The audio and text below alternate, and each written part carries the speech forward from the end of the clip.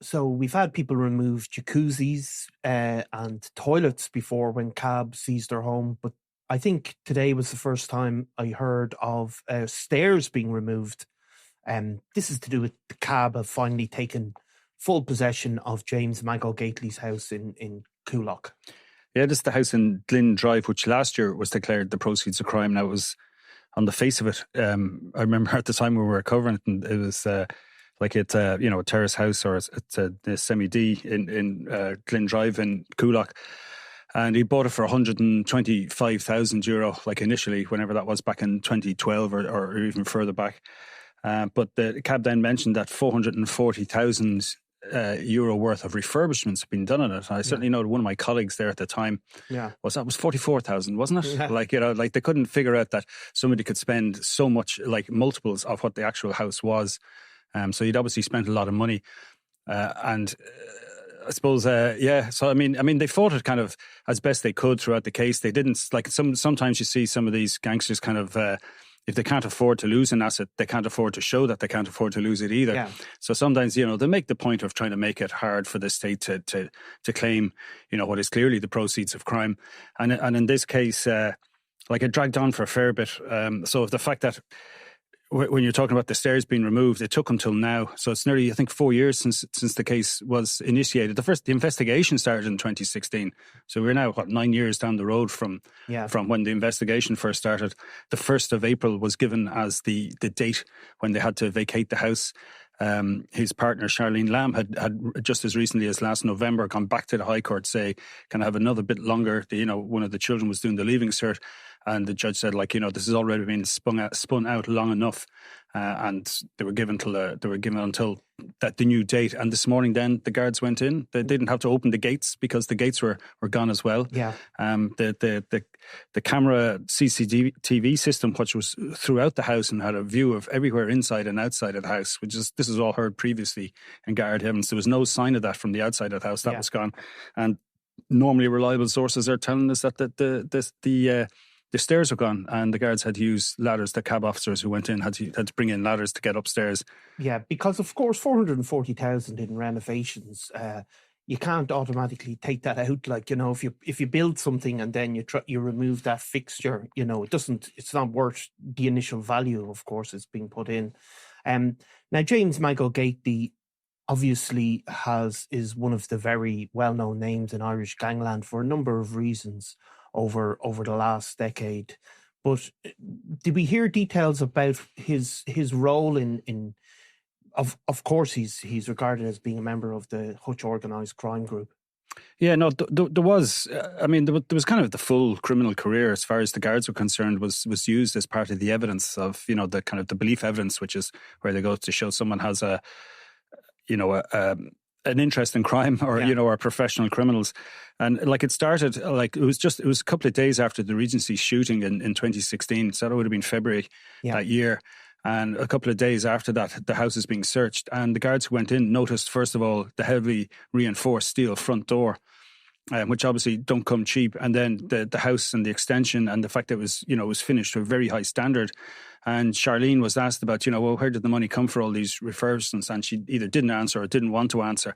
But that was enough really for CAB then to have a look. They figured, look, there's an asset, there's money gone into this, and we can prove that, there was no legitimate income was used, or there wasn't any legitimate income. And I think they even established that the initial 125,000 was the proceeds of crime as well. So the judge, eventually when they got to the judgment part of it, the judge accepted that it was fully funded by the proceeds of crime, and that they had lived an exotic lifestyle.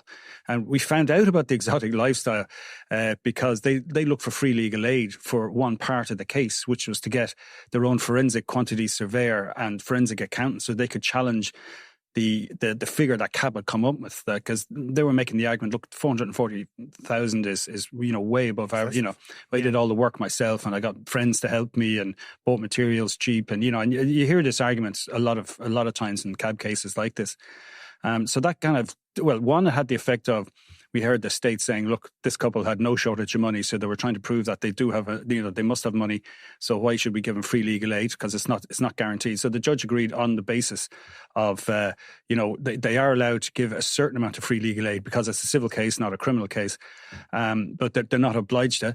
And in this case, then eventually it was delayed, and they had trouble finding an accountant and a quantity surveyor would take it on. And then they were looking for huge money. I remember the judge making a remark that there was a 15,000, I think was a quote. And he just said, look, there's no way you're getting that.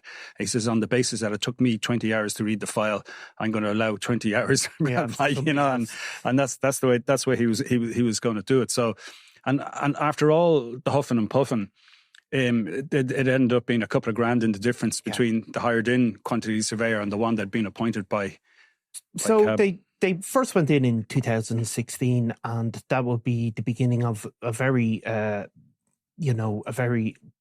significant number of years for James Mago Gately. He was obviously regarded as being one of the top targets for the Kinahan cartel as the feud went on. He was, we have Imre Arakas, the Lithuanian hitman, was ultimately convicted of plotting to kill him on behalf of the Kinahan cartel. He was also variously targeted by that faction. But James Mago Gately was somebody that had been known for many years. He had been quite close to Daniel Kinahan at one stage. There are pictures of him back in the day. I think it's at a white-collar boxing match where Daniel Kinahan is in his corner and training him. We also have pictures of Gary Hutch, Paddy Doyle and James Mago Gately over in Spain, mixing in with the Kinahans. And James Mago Gately was one of these guys who was from the Sheriff Street area originally and had developed this reputation as being, somebody very feared. And some of that evidence was put into the court by CAB, connecting him with murders. Now, murders that he was never charged with, but CAB are still able to give this evidence where there's a lower bar. They're not saying... Yeah, there was... I mean, they more or less said that until the murder of Gary Hutch, which sparked the whole feud, that he was part and parcel of, the Kinahan organised crime gang. It was, as we know and has been characterised by other people, it was a civil war between two factions of more or less the same criminal network. And criminal networks aren't... a tight club in a sense that there's people come and go, or there's different people have different levels of where they work at and have their own idea. They have their own place within the wider network, and he would have just been part of the wider, what would have been considered the Kinahan cartel. Obviously the Hutch faction, but part of that. So that falling out then. It was very much an internal fight. I mean, so you mentioned like the attempt on his life and that Imre Arakas, but it was just 2 months after that they nearly did get him when Caelan Smith shot him a number of times, and he was shot in the jaw. He was wearing a bulletproof vest, and I mean, he was shot 5 times at a service station. Really remarkably lucky to be alive. But it also shows you, I suppose, the importance of his position within the Hutch gang. Yeah. That the Kinahans were going to so much trouble. They'd already expended, I suppose, one, for lack of a better word, an active service unit, and now they were risking again, like to try and get him. Now, when they went into the kind of his criminal history in the affidavit evidence, and this would have been, I think, in June last year when we finally got to the hearing. Like it mentioned, like for instance, he'd been arrested over a Tiger robbery and also a post office robbery as well. So I mean that kind of fits in with the whole kind of the Hutch gang ethos of that. They were bank robbers, and they were ordinary decent criminals in that regard, and they always had a good kind of standing within the criminal community. He'd also been arrested and questioned over 3 different murders over the years, and one of them was Aidan Byrne in Dublin 7, and there's Jonathan Yuka Douglas. He was convicted and sentenced to life over that, and he was also linked to CAB to a role in the killing of Eamon the Don Dunn in the pub in Cabra in 2010, if you remember that as well. I do, and of course... Which was a huge, very significant, obviously, murder, and the guards very clearly know who shot Eamon Dunn, but the names of the people involved in that, which we won't go into in particular for obvious reasons, but that was very much an internal hit by the Kinahan cartel. Some of their most trusted people were involved in that. And James Mago Gately was picked up and arrested and questioned as part of that, never charged. But I suppose it just shows you that he, at that point at least, was very much connected with people that were probably the most trusted operatives of the cartel. People, I suppose, sometimes think of the Kinahans as being a sort of Dublin South Side, criminal operation, I suppose. But a lot of the people on the North Side who James Mago Gately would have grown up with were really, he was very, very close to them. People like Ross Browning, like Gary Finnegan, like Gary Hutch himself, of course, before he was killed. These were all a childhood crew that they all linked up together and really just dominated the drugs trade. Funnily enough, you had another story on the weekend, Eamon, about another guy that was moving in those general circles, Brian Mahoney, who would also have been literally in linked up with some of those guys. And again, it's another cab case that, like, it's probably a decade, really, is it, from start to finish, from when those cases are lodged to when they're completely done. Yeah, so I mean, Brian Mahoney would have been, I think he was caught driving a van with for different members of the Kinahan gang. He was arrested with Gerard Bulger in 1998 with €250,000 worth of cannabis in his van. And he got a 3-year sentence for that. But after that, our information is that, he began to move up in the organisation, and it was kind of a lot more senior.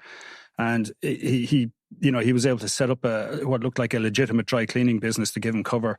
And of course, he enjoyed a very nice lifestyle, which we kind of wrote about since, and certainly Nicola has as well.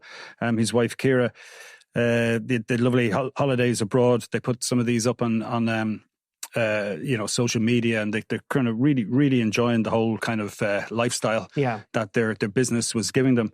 So he had a house in Riverside Drive in Coolock, which he'd bought. I think he bought it in 2005 for 300,000, which just shows you how house prices were. He probably bought it at one of the worst times to buy a house, I think. Yeah, pretty close to the height, all right, yeah. And he had a mortgage on that, but now what CAB did in this case, it wasn't a proceeds of crime case, it was a revenue case. So they hit him with a tax bill for 1.25 million. So that would included interest and unpaid, not declaring his income and all the rest. And so the house was being taken as part of that. We know, like, it's been pretty much empty since March 2023. Our colleague Alan Sherry did a story at the time about that. Basically, the house had been stripped. Well, not stripped in a complete sense, but there was no furniture left in it. Everyone had moved out. And we learned then last week or the week before, I can't remember when I was in court now, that there was basically, after the mortgage had been settled, there was €226,442 left over, right. And that was in a bank account. So this was the kind of the 7 years had gone by, and this is kind of the final act to kind of that money goes into the exchequer, and that's why it was up. And one of the interesting things was there was Garda evidence saying, that they tried to notify him, they tried to, give him the proper notification, and send on the letters that this case is coming, which he's entitled to know about, but they weren't able to track him down. And they said the last sighting the guards had of him was in March 2023 was the last time he'd been seen in the Coolock area driving a UK registered vehicle, and that was it. So the judge was happy that every effort had been made and said that the money could go to the exchequer on the back of that. So they come and get you slowly but steadily, don't they? And they wear you down, whether one way or the other. We're still talking about CAB, are we? We're still talking about CAB. So they are quite fearsome, really, isn't it? When you see them in operation, like well, I mean, the basic, kind of, I want it on the horses just doesn't work, because they're going to say, well, where'd you get the £100 to put your bet on that you in the first place? And it just doesn't work. And I mean, and don't forget, even here, like, they had an apartment in Kinahan in Spain, and that was identified by CAB, like Brian Mahoney, and that was more or less went to the bank. Back to the bank in Spain. So I mean, you can be lucky, I think, if you have some assets that are completely offside. If you have something in Turkey and you didn't accidentally leave any documents lying around for CAB to find in any of your Irish addresses, which sounds easy enough, but it's hard enough to do. Like, where'd you keep all this stuff otherwise? Like, exactly. They certainly, the EU is not, if you're gonna spend your drug money, you have to spend it outside of the EU. Should we really be advising people how to? I don't know. Okay, bring it to America. Thanks, Eamon. It's always a pleasure, Niall.